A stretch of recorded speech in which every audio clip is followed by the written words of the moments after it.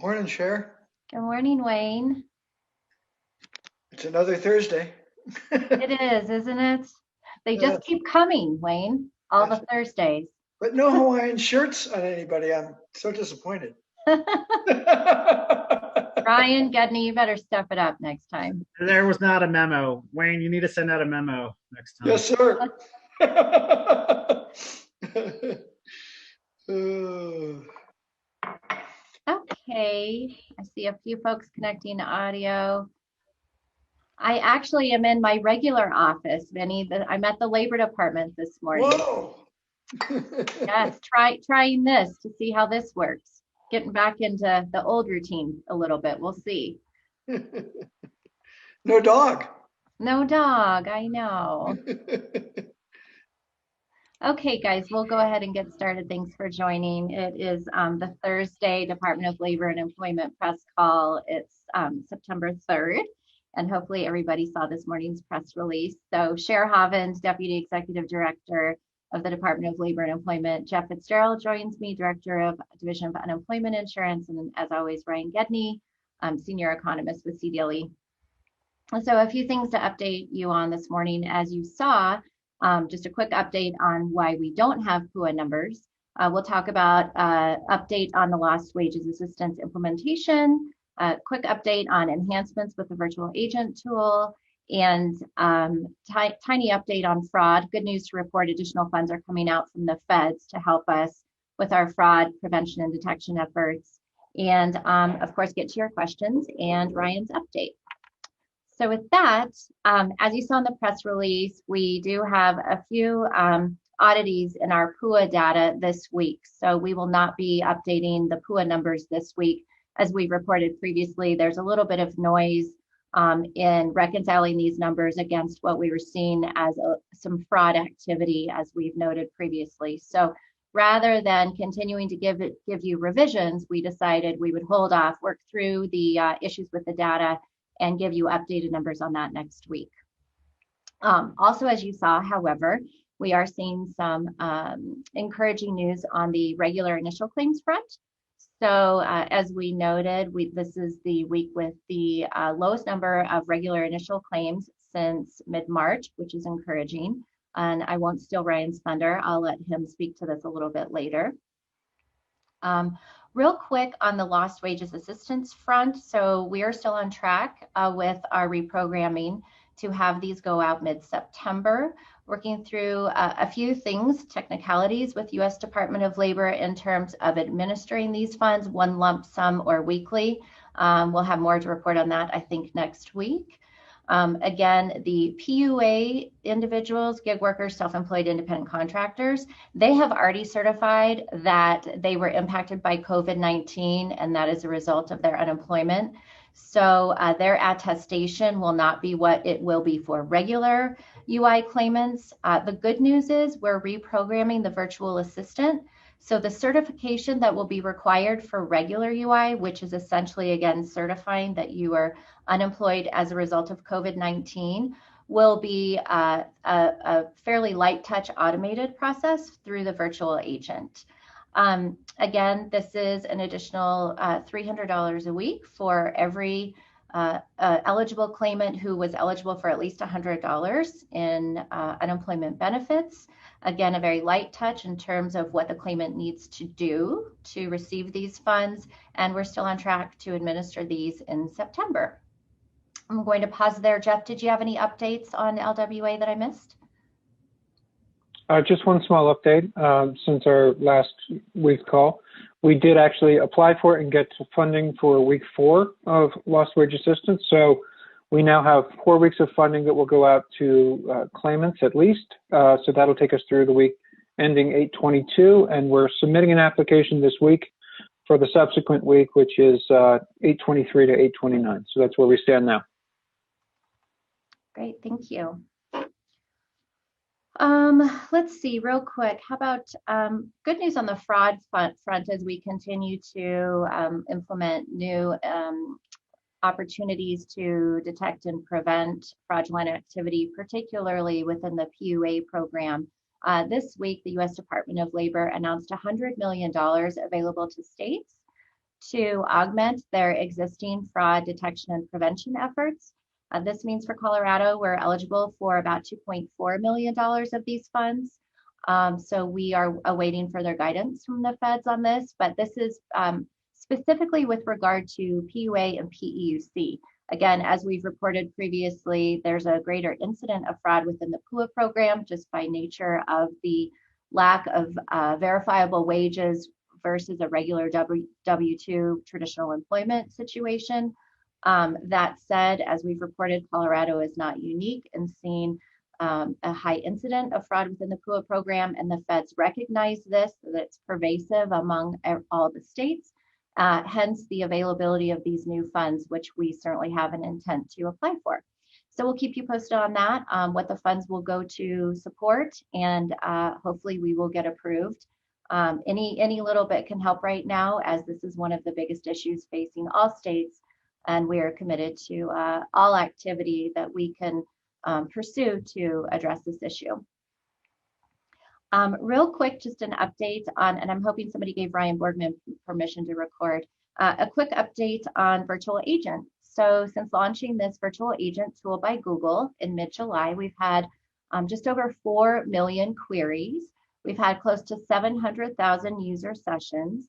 As we reported a couple of weeks ago, we launched new functionality, the ability to reset a PIN, new fact-finding ability, and since that time, we've actually had over 8,000 PIN reset requests as an example of how we are enhancing this existing tool continuously with new functionality to meet need and demand.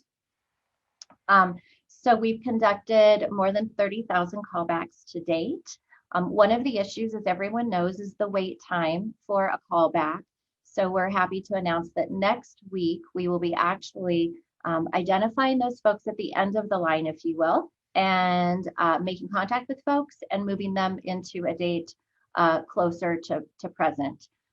Keep that in mind, though, as we open up new slots, those slots are also taken up by people who are just attempting to request a callback for the first time.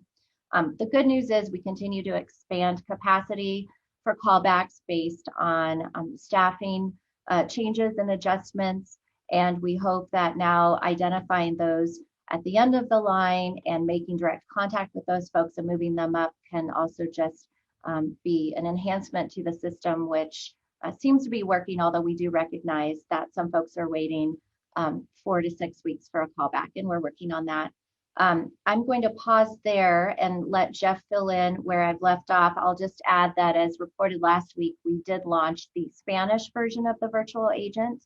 And this week we launched, in addition to the ability to request a callback, the ability to cancel a callback. As you know, no-shows are unfortunately plaguing the system. We have about 27% no-shows right now. And those are slots that could obviously go to people who really need the support and assistance. So again, identifying every opportunity for folks to quickly and efficiently cancel a callback if it's not needed. And so we'll continue to report on that progress. And I will pause and see, Jeff, what did I miss on virtual agent updates? I think you covered most of the highlights, so thank you for that. Again, just continue to work on expanding functionality specific in the Spanish callback line now to bring it to the same capacity that we have within the English line. Working, as you mentioned earlier, to get the virtual agent programs to help with lost wage assistance program. And then, as I talk about every week, work to expand capacity. So for the period of October 6th through 23rd, we were able to add about 6,800 more slots for callbacks. So that's a continued effort on our front, and working to get customers served as soon as humanly possible. And then one last footnote on virtual agent I failed to mention. We mentioned last week that we would be conducting an outbound call campaign to all of the claimants who were waiting for a callback. We took October's callback list. We sorted that by request type, so PIN reset, backdate of claim, help filing an initial claim, and a variety of other issues where there were self-service options available to claimants. And since we Last spoke with you, we've completed 26% of the people waiting for a call back in October. We've conducted an outbound call campaign to those folks based on their issue and directed them to the online service. Our hope with this is that, again, it will prompt them to cancel their callback when they do get their issue resolved through online options and self-service options. We're still not seeing the degree of callback cancellations that we would like to see to open up slots, but our goal is just to make contact with those waiting for a callback, make sure that they're aware of additional resources available to them. Again, ask that they cancel their callback to make room for others who do, in fact, need to speak to an agent. So with that, I'll pause just for a few questions and anything I may have missed. And we can, let's just go ahead and send it over to Ryan, and then we'll circle back with questions if there are any. Thanks, Cher. As always, let's just start off with the most recent initial claims data. That's going to be for the week ending August 29th.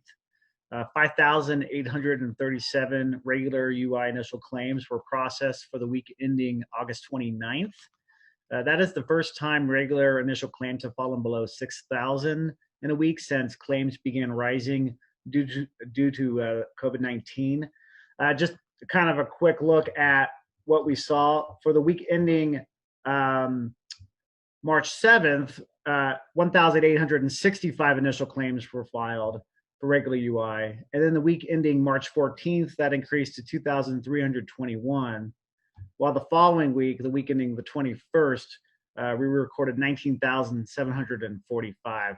So that just kind of gives you the time frame and what we're talking about in terms of relatively low claim levels.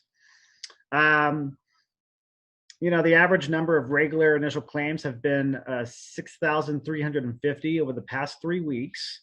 And as a reminder, weekly regular claims averaged 4,800 during the Great Recession. As we mentioned in today's press release, PUA claims data for the week ending August 29th are not available due to a reporting issue. Updated PUA claims data will be released next week, Thursday, September 10th. Regular UI continued claims were below 180,000 for the second straight week. That's for the week ending August 22nd. While pandemic emergency unemployment compensation, or PEUC, continued claims were close to 21,000. The combined total of around 200,000 regular and PEUC continued claims is still well above the weekly average of 120,000 regular and EUC continued claims during the Great Recession. In the past 2 months, PEUC and regular UI have combined to average around 217,000 continued claims per week.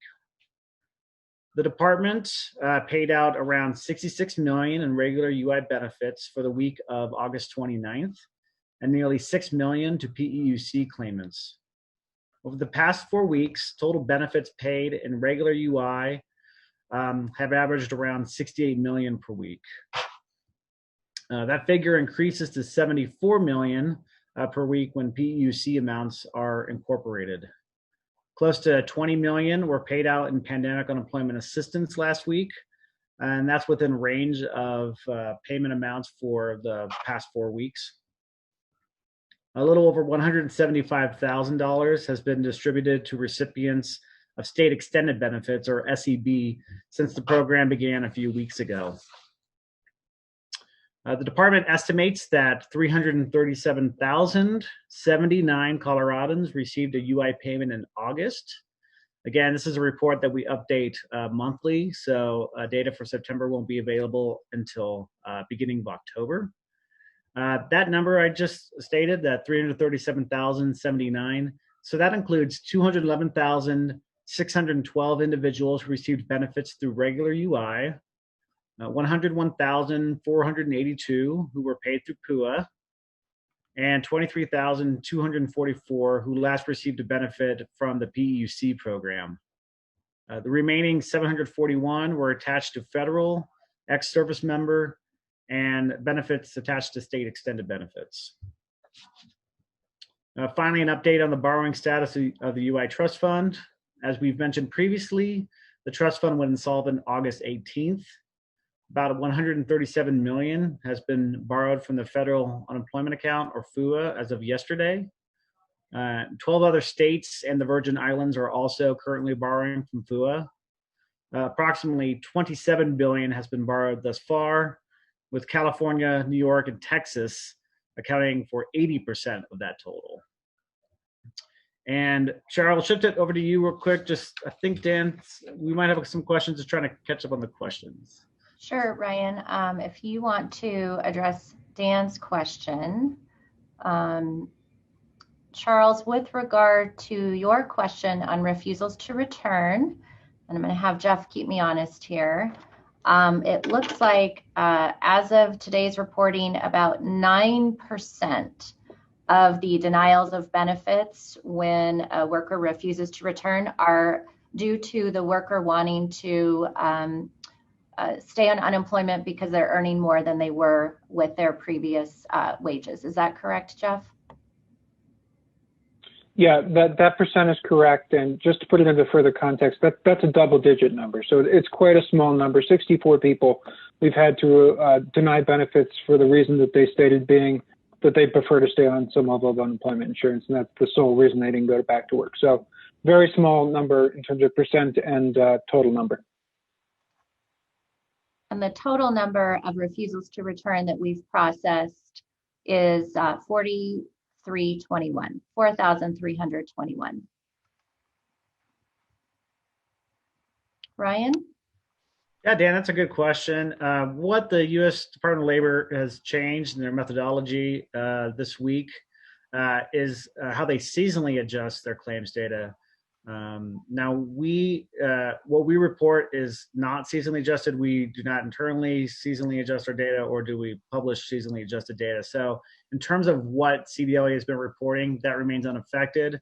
And, really the guidance is because they're not revising, USDOL's not revising their prior series to match the seasonal adjustment. It's essentially a series break and not comparable. And so there's also recommendations to shift towards looking towards the not seasonally adjusted data, but that's something we've been doing this whole time. Really, when you see a lot of volatile movement, as we've been saying, due to COVID-19, seasonality does start to break down. So for us, it really doesn't have an impact.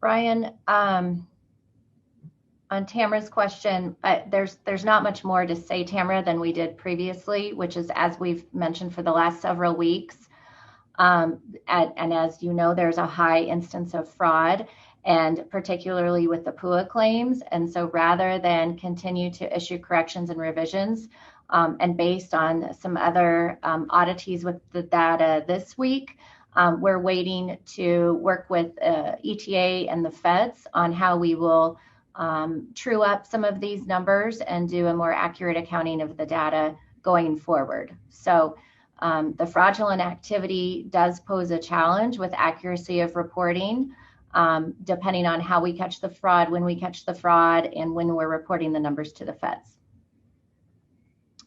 Ryan, part two. Can I just go ahead, Jeff? Sorry, I think you're about to address it. Go ahead. No, you go ahead. I was just going to say, and Ryan can keep me honest here, but with regards to initial claims versus payment data, the payment data relates more to continued claims versus initial claims. And so, Ryan, keep me honest on that. But that's essentially why we're able to release one but not the other, is continued claims impact the payment.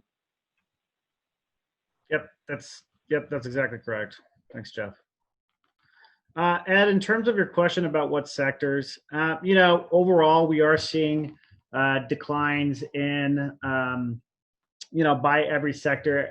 And again, I'm really touching on regular UI here, as we don't publish anything at the sector level for PUA. The largest drop has really been in accommodation and food services, which also, again, that includes hotels and restaurants. And that also was the sector that saw the biggest impact from COVID-19 due to closure measures. For this, I like to look at continued claims data, and we do publish that on LMI Gateway, and I believe we have a link to that within our press release. But for the week ending August 15th, which is the most recent week available, for accommodation food services, we had about 27,000 continued claims in that sector. If you compare it to 2 months prior, which was mid-June, that was close to 50,000. So that number's almost fallen by half. Other sectors include entertainment, arts, entertainment, and recreation, again, which is going to be part of that leisure and hospitality sector. That claim activity has dropped by more than 50% when you look at continued claims over that 2-month period. We are still seeing, agriculture is still really pretty level considering how other sectors have fallen. We've seen a slight decrease in mining as oil and gas initial claims have fallen slightly, but that sector is also was hit very hard, in March, April, and May. So those are just a few I'd like to highlight. And if you need any further follow-up, let me know, and I could maybe give you a more detailed analysis. Thanks.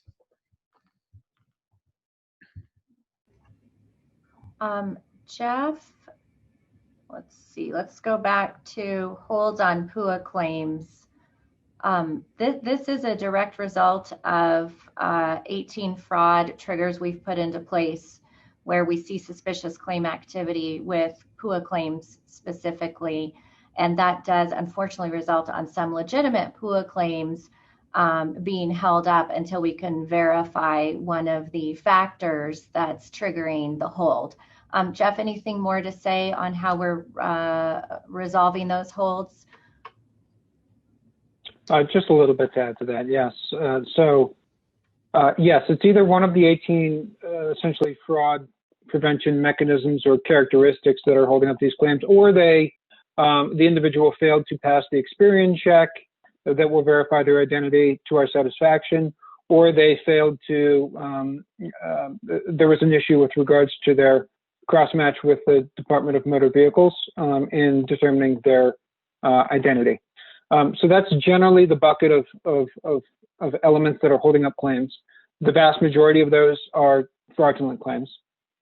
To Cher's point, there are individuals that may have legitimate reasons that they didn't pass one of those hurdles and therefore have a legitimate claim.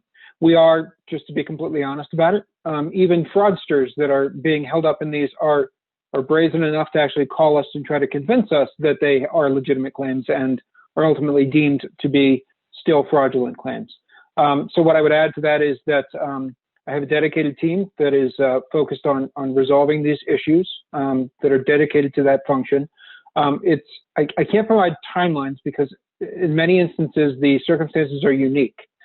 So it may be something very simple for one claimant, it may be something more complex for a different claimant. So it's really impossible to provide a specific date or timeline given that these cases are unique. And I would just add that no solution is perfect when it comes to fraud. We need to make sure we're making benefit payments with integrity, but we also need to make sure that we're making those benefit payments timely and efficiently to legitimate claims. And unfortunately, sometimes the two don't align. But the commitment is detecting and preventing fraud and doing everything we can to, at the same time, process legitimate claims efficiently and timely. With regard to, I want to make sure let's see, Charles, your question about how much was paid and are we able to get it back? We hope to have more updated data. Oh, my light just turned off. Sorry. Jeff, do you want to talk to Charles's question? Yes, sure. So I'll start by saying, yes, when there are fraudulent payments that are made or improper payments that are made, we make every effort to recoup those payments. We work internally with our own staff. We work with national law enforcement, local law enforcement. So we're actively doing that. In terms of specific numbers, we will have far better, we hope to have far better information next week. So don't have specific amounts as we sit here today, but I hope to be able to provide a little bit more on that next week. Ryan, I think the next one from Ed is for you. Thanks, Ed. Just real quickly, just to follow up. So the five sectors I've seen the largest drop in continued claims in these past 2 months are, again, arts, entertainment, recreation, accommodation and food services, other services, which hair salons is a big portion of that, retail, trade, and also management of companies. And those first four were, again, the most severely impacted by shutdown orders. So it does make sense that they are the ones that we're seeing the largest recovery. In terms of your question and how should we read the reduction in new benefit applications, again, I think it's positive. We've seen a general downward trend in regular UI initial and continued claims activity.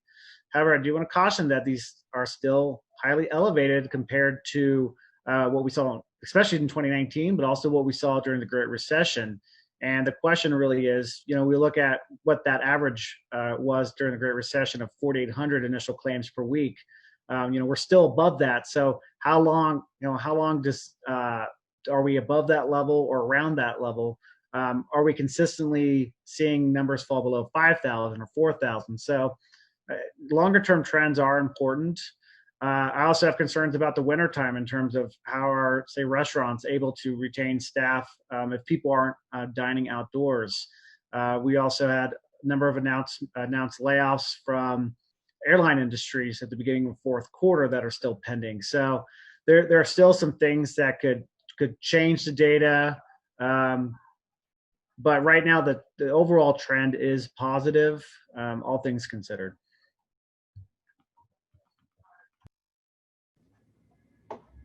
Other questions?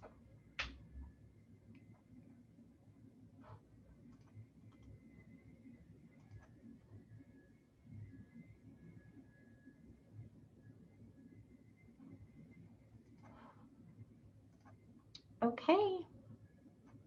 Seeing none, we will go ahead and conclude the call. Thanks for joining. I hope you have a safe holiday weekend, and we look forward to talking to you next week. Let me know if you have any other questions, and take care, be well. See you soon. Bye-bye.